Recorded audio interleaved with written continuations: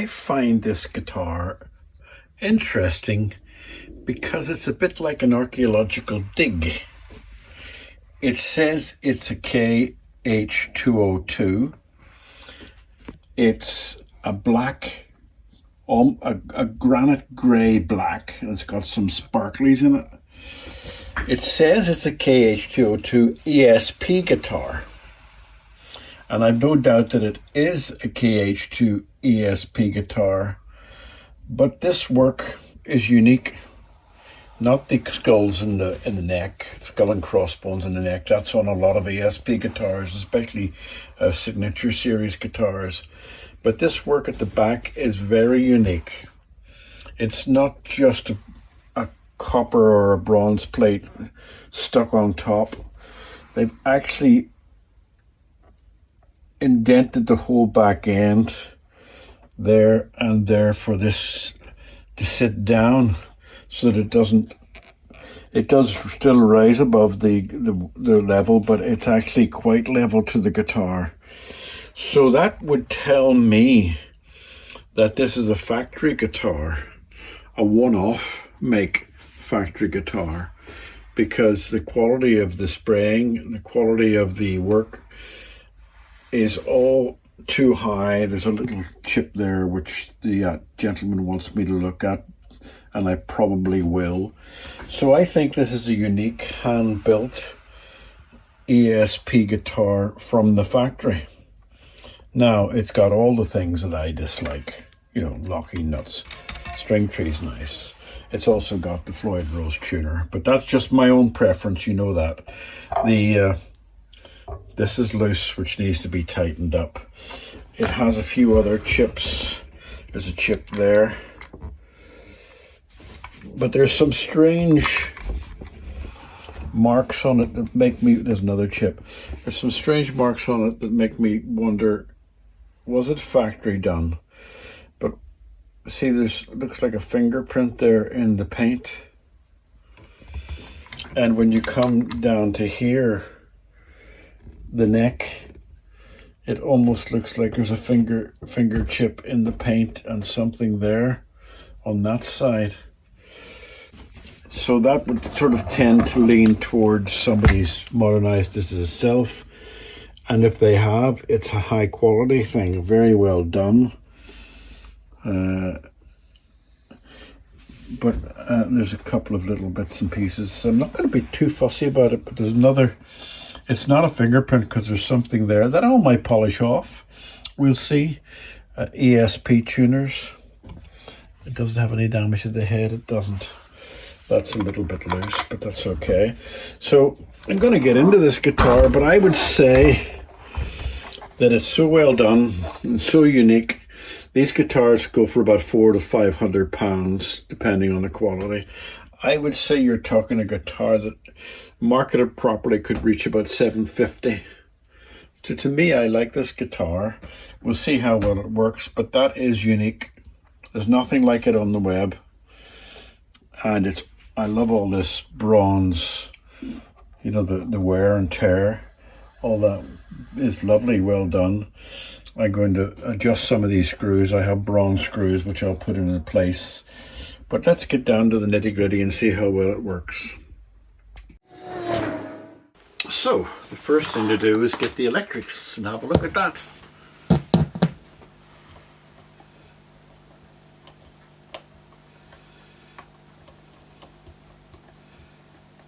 Something not right with the knobs. They're turning strange. They keep turning. They obviously, I think they're loose from the body. So let's see what they work like. And did you notice too that they've also went to the bother of having a bronze jack socket cover, which I think is lovely, and that's why I think it's a factory done one, because there's too many little intricacies that are too high quality. EMG-HZ pickups. Now I was told off And this is the first time I'm going to use this. I was told off for, you know the way people use and they tap it? Well, that apparently can cause defuxing and damage and maybe chipping. So he said to use a tuning fork. So I bought one. I'm going to try it. Oh, that's how you do it. You don't have to touch the pickups.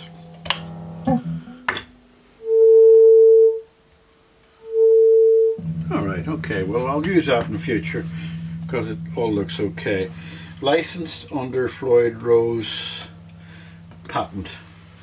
So the electrics are all working, but there's something wrong with the knobs because they're definitely turning more than they should do. Are they screwed on? Yes, they're Allen keys screwed on. So I'm going to take this off because it's wobbling about a bit.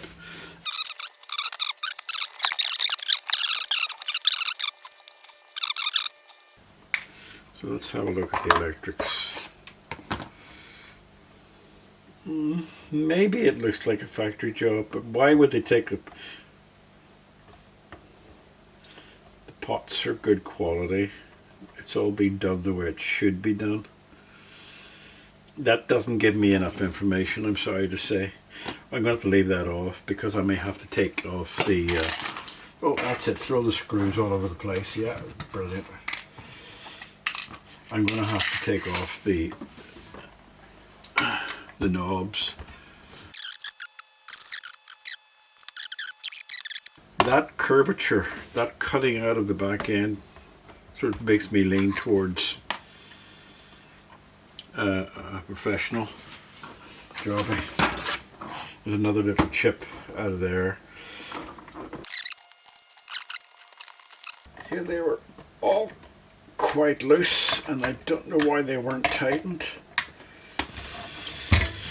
Another thing that makes me lean towards a quality amateur is these are actually stickers that have been put on and then it's been sprayed over. I don't know, I'm still sort of 70% thinking it's a professionally made one. But you tell me, I'm not going to dictate, I'm just going to suggest.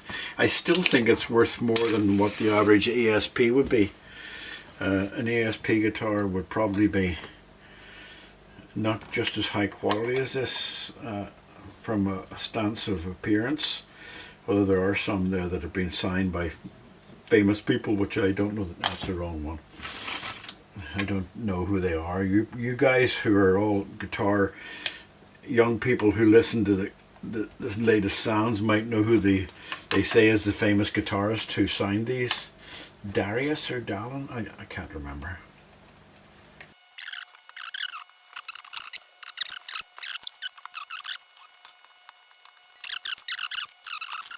Yes, I am going to bitch again about these things. So those are loose as well. So none of these have been used properly. Is that because... oh, and they're all loose too. The head's loose. Well, maybe not they're all loose. The first one I checked was loose, so let's not go overboard, Austin. Let's not go overboard. That's it. Let's just see how off they are. Yeah, that was loose. That one's a little bit loose. That one's a little bit loose.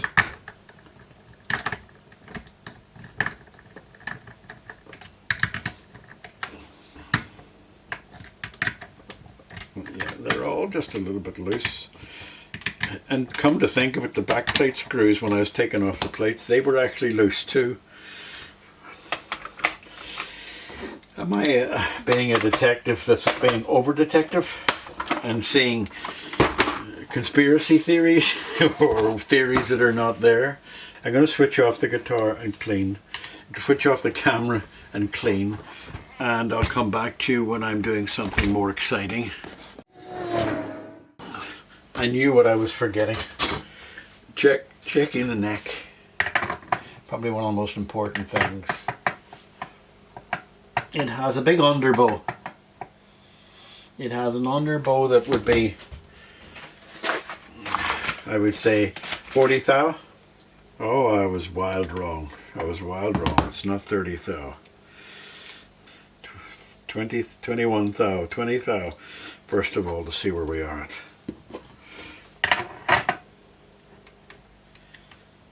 Yeah, that's exactly 20 thou. 20 thou out. All right, so we need to tighten up the truss rod.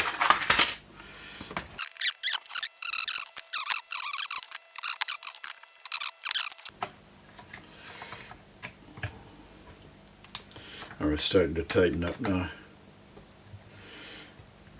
All right, let's have a look at that. Well, that's perfectly straight, and I'm going to leave it perfectly straight. I'm going to have to sand the frets, so I'll have to cover them so that I can sand it. All right, okay, laters. Okay, another little bit of evidence which may sway me towards the fact that this might have been done by after the effect, after being sold. And you see, if you see there, you can actually see there's little dents in the, there's dents going into the pickup hole. And if you see there, there's a dent there. You may not be able to see there's another little dent there and there, but there's also a long dent there. I don't, can you see that? Can you see that? Yeah, you can see it if I hold it like that. There's a long dent there. And it makes me wonder if this, well, I'm never going to know, but it makes me wonder if maybe this was in the factory and they decided to do something special with it in the factory, or somebody took it outside and did it, but it's so well done. Anyway, back to the game. What I'm going to do is take out the pickups as well. So I might as well do that now, take off the pickups, just to see what's underneath. Georgie girl wants a cuddle, Georgie girl wants a cuddle, Georgie girl gets a cuddle, Georgie girl gets a cuddle, she gets a cuddle, cuddle, cuddle, cuddle, cuddle, cuddle, cuddle, cuddle, cuddle, cuddle, cuddle, cuddle, cuddle. Now I'm convinced this is an aftermarket job because you can see the lacquer peeling away. Now I dare not even try to polish there.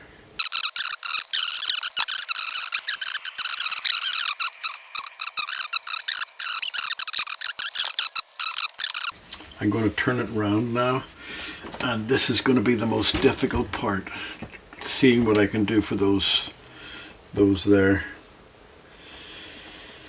There's a little dot there as well that just needs to be filled in, because that's not black, that's a dark charcoal grey. I also need to try to do something with that. Not going to be easy. It's not going to be easy. I can make a big mess of this guitar. I might be cruising for a bruising here, but I'm going to try to get what there is out of there. There's something white in there.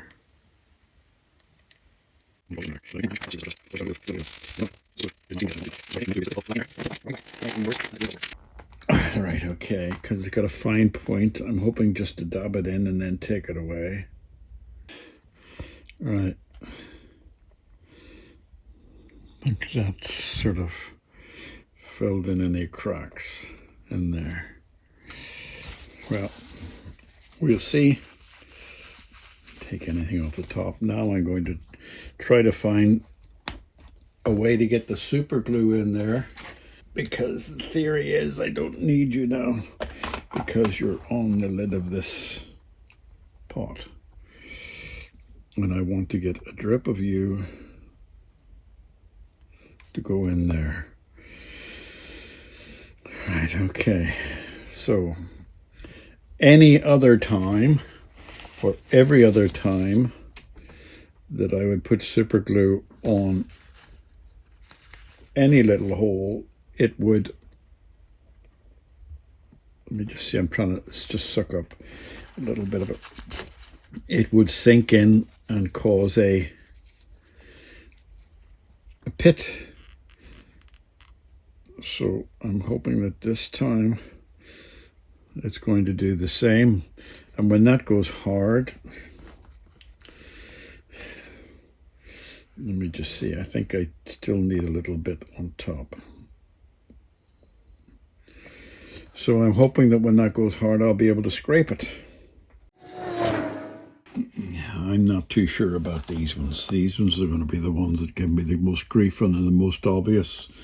So let me use a dry toothpick to see what we've got in the way of white there without touching the other ones.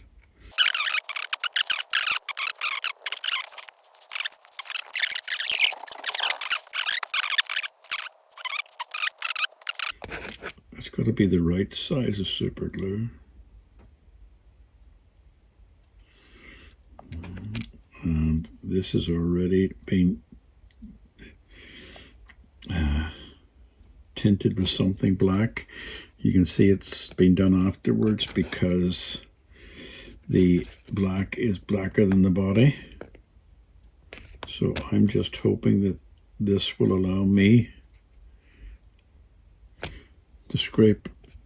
See, it's still got a concave to it, but not put too much on at once. So that's going to have to sit, and I'm not even going to think about moving it. The guitar is going to sit where it is, okay? It's like a little spot, and I have to bring that down level if I can. Let me come back to you when I've come down level. I'm even less confident about this one, but that's it, almost level. Now I'm going to put some 600 on it. I can go round in circles on this one, but even if I got the finish perfect, it's still going to have a black dot in the middle, and it won't quite match the paintwork, but there's not much more I can do about that.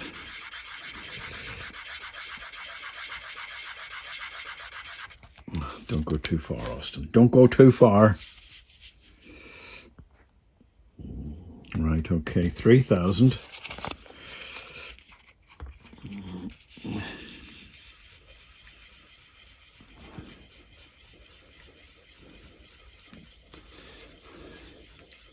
If you want to try this yourself, use 300, 600, 1,000, and 2,000 and do it like that. And then try polishing it out, and you'll see which one polishes out the easiest. The further up the scale you can get, the easier it is to polish out. So if you can use 5,000, 6,000, it comes to almost a polish on its own. So where's the polish? Over here. Isn't that a big mess? Well, on your camera lens it looks like a bigger mess, but isn't it a big mess just to get a little dot fixed? So, but that's the size of my fingernail, so you can see it's not a huge mess. But when you're looking at a polished guitar and you see something like that, it sticks out. So let's just hope that this will all polish out and leave just a little black dot.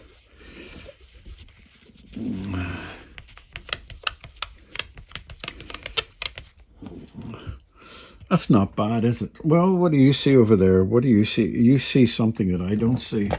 Let me just see. Hold on a second. Where are you?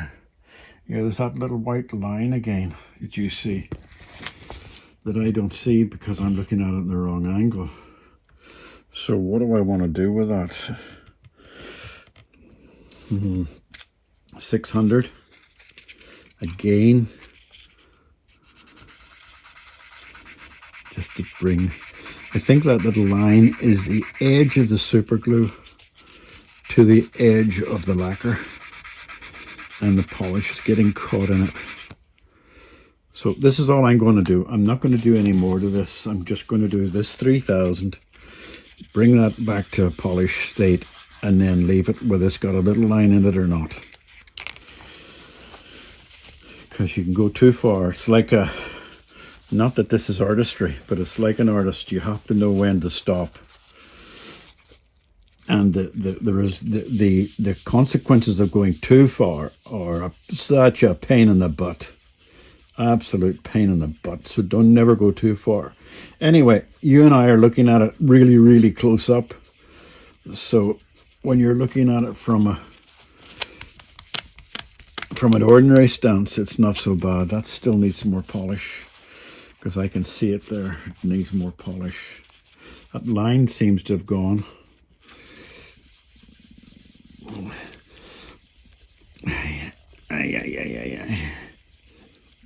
If I was a rich luthier, I'd get some young fella to do the hard work for me. The problem is I'm never going to be a rich luthier, and I don't want to be. I'm quite liking what I'm doing. Look, that's pretty good. Can you see that? Are you in focus still? Let me just, there, that's pretty good. It's a black dot, and if I go back out, you'll see that little black mark's still there, and there's little crimps, a little bit of a dinge there. But I think I'll compare it. I can't find the black one. I'll compare it to the beginning. I'll show them side by side on the screen.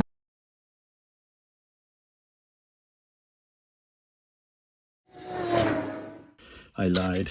I forgot about this bit up here. Now this bit I'm not going to scrape. I'm just going to use a little bit of 600.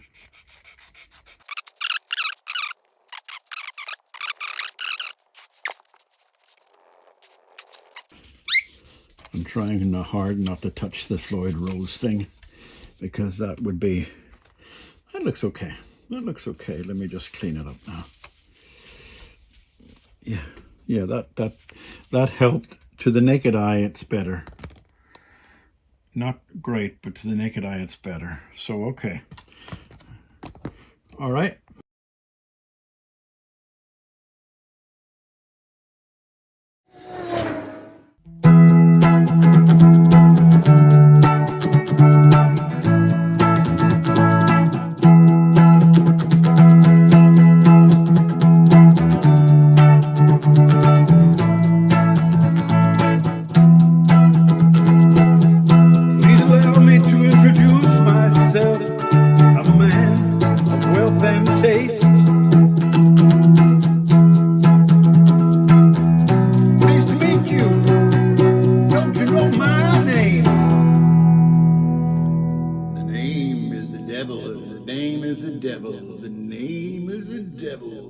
The Devil's guitar, and it's looking mighty nice. Too good for the devil.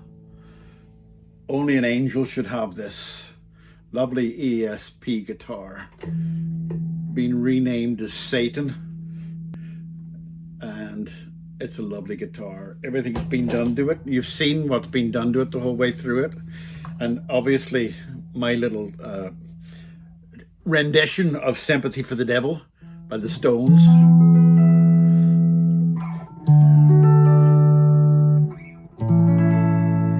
Let me just check the tuning.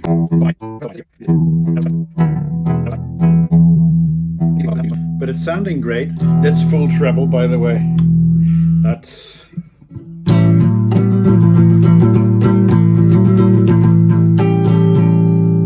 And then there's full bass.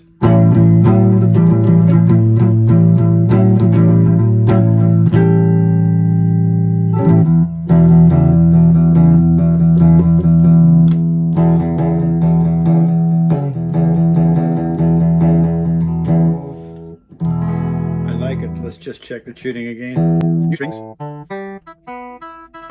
It's all a little bit sharp, and it was perfect tuned before. But anyway, let's go home with Sympathy for the Devil.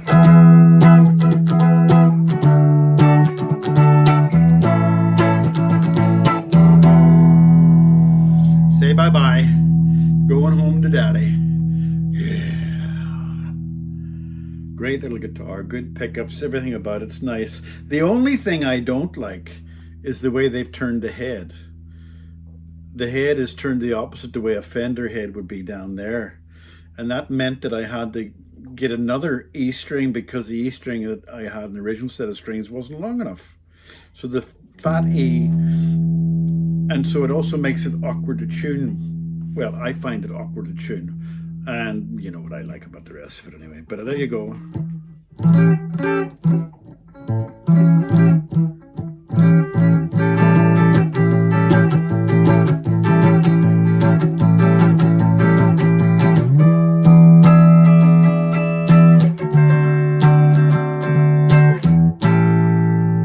All right, going back to daddy now. Bye-bye, bye-bye, devil.